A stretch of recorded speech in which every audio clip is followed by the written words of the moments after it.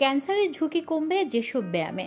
ক্যান্সারের ঝুঁকি কমাতে গুরুত্বপূর্ণ ভূমিকা রাখে ব্যায়াম। নিয়মিত শরীরচর্চা করলে দেহের কোষগুলোকে সুস্থ রাখতে এবং রোগ প্রতিরোধ ক্ষমতা বাড়াতে সাহায্য করে।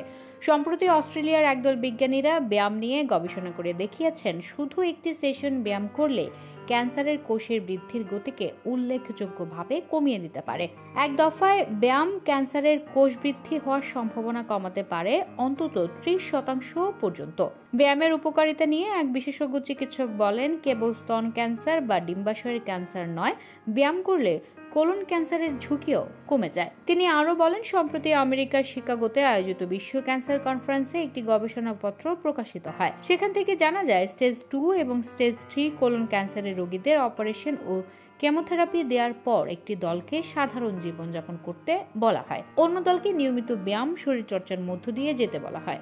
দেখা যায় প্রথম দলের তুলনায় দ্বিতীয় দলের রোগীদের ক্ষেত্রে ক্যান্সার থেকে ফিরে আসার ঝুঁকি অনেকখানি কমে গেছে। তাই এখন কোলন ক্যান্সারের রোগীদের নিয়মিত শরীরচর্চা করতে বলা হচ্ছে।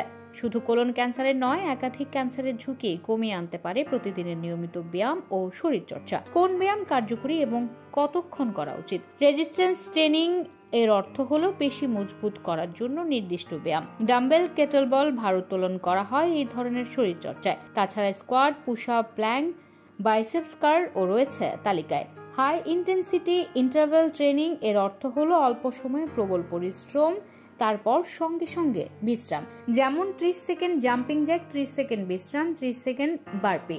8 ঘন্টার মতো এইভাবে ব্যায়াম করতে থাকলে নানাবিধ উপকার মিলতে পারে।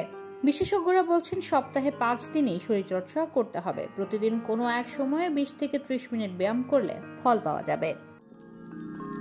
You are watching Raj TV, Jagorone, Bangladesh. Please subscribe our channel.